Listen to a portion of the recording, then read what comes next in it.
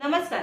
आज आपण deep neck ब्लाउजचं cutting करताना काय बदल केला गेला पाहिजे, कसं शोल्डर मुंढ्याच्या मापांमध्ये बदल करायचा, काय फिटिंग मध्ये बदल करायचा, हे अगदी सोप्या पद्धतीने बघणार आहोत. त्यामुळे व्हिडिओ शेवटपर्यंत बघा, म्हणजे तुम्हाला यातील बारकावे व्यवस्थित समजणार आहे. काय होतं, आपण डीप नेक शिवतो पण रेग्युलरच माप टाकतो, म्हणजे जे शोल्डर मुंढ्याचं माप आहे तेच टाकतो, फिटिंग पण आपण तेच करतो. म्हणजे 34 छातीचं आहे तर 8.5 इंचावरच फिटिंग करतो. तसं न करता काय बदल करायचे हे अगदी सोप्या पद्धतीने समजून सांगणार आहे. त्यासाठी आज आपण इथे फक्त पाठीचा भाग तयार करूया आणि त्यावर सगळं माप तुम्हाला समजावून सांगते. इथे मी घेतलं उंचीचं माप. उंची आहे 13 इंच, 1 इंच शिलाई मार्जिन ऍड केलं 14 इंच. जी तुमच्या ब्लाऊजची उंची आहे ते उंचीचं माप इथे घ्यायचंय. आता आज आपण इथे 34 छातीचा हा पाठीचा भाग बनवूया. तुम्ही तुमच्या छातीच्या मापाचं तुम्ही इथे कटिंग करू शकता. आता सगळ्यात महत्त्वाचं म्हणजे शोल्डरचं माप. आपण 34 छातीसाठी ज्यावेळेस पेपर पॅटर्न कटिंग करतो त्यावेळेस आपण रेग्युलर गळ्यांसाठी 5.25 इंच शोल्डरचं माप टाकतो. पण ज्यावेळेस तुमचा डीप नेक आहे, आता डीप नेक म्हणजे काय हे सगळ्यात महत्त्वाचं. डीप नेक म्हणजे अगदी मोठा, उंचीला उंच गळा, खोल गळा आणि साईडला पण अगदी पसरट गळा. म्हणजे जे इथं 2 असेल तर इथे 4 इंच असेल तुमचं, तर काय बदल केला गेला पाहिजे हे अशा पद्धतीने आपल्याला करायचं आहे. आता नेहमीच्या पद्धतीने जेव्हा आपण गळा शोल्डरचं माप टाकतो तर 5.25 इंच घेतो. पण ज्यावेळेस तुमचा गळा खूप मोठा आहे, पसरट आहे, त्यावेळेस तुम्हाला इथे पाव ते अर्धा इंचाने शोल्डरचं माप कमी करायचं आहे. आता इथे शोल्डरचं माप कमी केल्यामुळे काय होतं, तुमचं जे शोल्डरमध्ये ब्लाऊज उतरतं, ह्या ठिकाणी फाकलं जातं, मुंढ्यामध्ये ब्लाऊज गळतं, काखेमध्ये तुमच्या ब्लाऊजला फुगा येतो, ह्या कोणत्याच अडचण होणार नाही. आणि डीप नेक असल्यामुळे तुम्हाला काय होतं, मग ब्लाऊजला नाडी लटकन लावावं लागतं. तर नाडी लटकन न लावताही तुम्ही हा ब्लाऊज घालू शकतात, म्हणजे ब्लाऊज उतरणार नाही. तर सेम असाच हा बदल करायचा आहे. आता शोल्डर आपल्याला अर्धा इंचाने कमी करायचं आहे. जास्त मोठा गळा असेल तर अर्धा इंचाने आपल्याला शोल्डरचं माप कमी करायचं, पाव ते अर्धा इंच कमी करायचं, हे लक्षात घ्या. कमी प्रमाणात डीप आहे तर पाव इंच कमी करा, जास्त प्रमाणात आहे तर तुम्ही आपला शोल्डरचं माप अर्धा इंचाने कमी करायचं आहे. आणि मुंढा आपल्याला जो आहे, जेवढं अंतर तुम्ही इथे कमी केलं तेवढं अंतर आपल्याला इकडे वाढवायचं आहे. आता समजा 34 छातीचा आहे, आपण रेग्युलर पद्धतीने 5.5 इंच मुंढा घेतो, पण जर आपण शोल्डर अर्धा इंचाने कमी केलेला आहे तर मुंढा आपल्याला अर्धा इंचाने वाढवायचा. म्हणजे मुंढा मी घेतला 6 इंच. इथलं अंतर कमी होतं, मग काखेमध्ये ब्लाऊज कधी कधी काचल्यासारखं होतं, तो होऊ नये त्यामुळे आपल्याला मुंढा घ्यायचा आहे 6 इंच. त्यानंतर इथे आपल्याला घ्यायचं छातीचा चौथा भाग.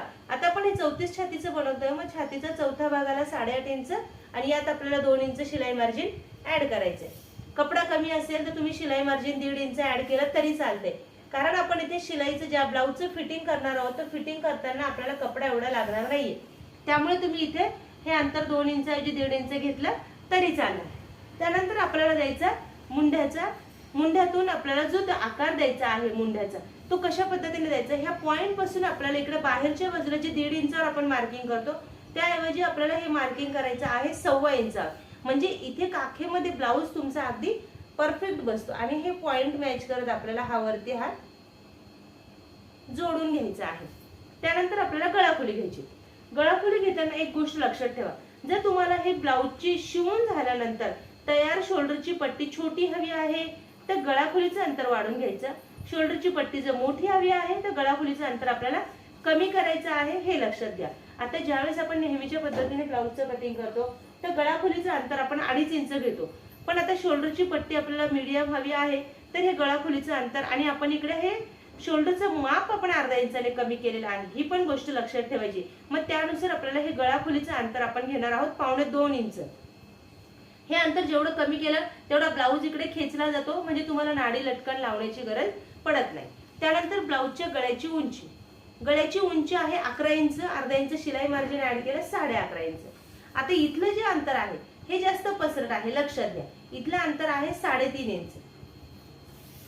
हे 3.5 इंचाचं मार्किंग करते आणि गळ्यांचे आकार वगैरे पूर्ण पॅटर्न बनवताना पट्टीचा वापर करा, म्हणजे तुमचे गळे वाकडे होणार नाही, पसरणार नाही, हे अशा पद्धतीने. मग ज्यावेळेस तुम्ही एवढा डीप नेक घेतात बघा, तुमच्या ब्लाऊज मध्ये ह्या ठिकाणी फुगा पडतो, ब्लाऊज असा फाकतो, मग शोल्डर उतरतं, तुम्हाला नाडी लटकन शिवाय हे ब्लाऊज तुम्ही घालू शकत नाही. मग त्यामुळे तुम्हाला हा बदल शोल्डर मुंढ्याच्या मापातला, गळाखोलीच्या मापातला हा बदल करायचा आहे. मग त्यानंतर आपण इथे ह्या गळ्याचा गोलाकार देऊन घेतला. कोणत्याही आकाराचा तुमचा गळा असेल तर हाच बदल करायचा आहे. आणि सगळ्यात महत्त्वाचं, जे ब्लाऊजचं फिटिंग आहे, ब्लाऊजचं फिटिंग आपण रेग्युलर पद्धतीने ज्यावेळेस करतो तर ब्लाऊज शिवून झाल्यानंतर असे इथे 8.5 इंचावर छातीच्या चौथ्या भागाचं मार्किंग करतो, कमरघेराच्या चौथ्या भागाचं मार्किंग करतो आणि ह्या ठिकाणी आपण शिवण करतो. आणि ब्लाऊज अंगात घातल्यानंतर पण तरी इथे ब्लाऊजला फुगा पडतो. तर तो का पडतो माहितीये का? आपला हा गळा पसरट आहे त्यामुळे ऑटोमॅटिक हा कपडा इथे सरकला जातो. मग सरकल्यामुळे काय होतं, आपलं फिटिंग आपण आहे तेच केले त्यामुळे इथे ब्लाऊजला फुगा पडतो. तर तसं होऊ नये त्यामुळे काय करायचं, ज्यावेळेस आपलं डीपनेक ब्लाऊज आहे, डीपनेक ब्लाऊजचे फिटिंग करताना अर्धा इंचाने अजून जास्त फिटिंग करायचं आहे. म्हणजे 34 छातीचं आहे तर 8.5 इंचावर फिटिंग न करता आपल्याला ब्लाऊजचं फिटिंग हे 8 इंचावरच करायचं आहे, लक्षात घ्या. आणि कमरेचं तर आहे तेच असणार. हे बघा, म्हणजे फिटिंग मध्ये जो तुमचा फुगा येणारा भाग आहे हा ह्या ठिकाणी जो फुगा येतो तो फुग्याचा भाग बरोबर इथून कट होऊन जातो आणि ब्लाऊज तुमच्या अंगामध्ये अगदी परफेक्ट बसतो. म्हणजे हा फिटिंग मधला बदल, शोल्डर मुंढ्याच्या मापामधला बदल आणि फिटिंगच्या बाजूचा जो बदल आहे हा एकदा तुमच्या लक्षात आला तर तुमचं ब्लाऊज बिघडणार नाही आणि बिना नाडी लटकनचंही तुम्ही डीप नेक ब्लाऊज अंगामध्ये अगदी सुंदर असं घालू शकतात. नवीन बघणाऱ्यांनी जर अजून चॅनलला सबस्क्राईब केलेलं नसेल तर चॅनलला सबस्क्राईब करून नवनवीन व्हिडिओच्या अपडेटसाठी बेल आयकॉन ऑलला क्लिक करा आणि व्हिडिओला लाईक करून जास्तीत जास्त शेअर करा. आणि अजूनही या व्यतिरिक्त तुमच्या काही अडचण असेल तर कमेंट करा, त्यानुसार आपण पुढचा व्हिडिओ नक्की बनवूया. धन्यवाद.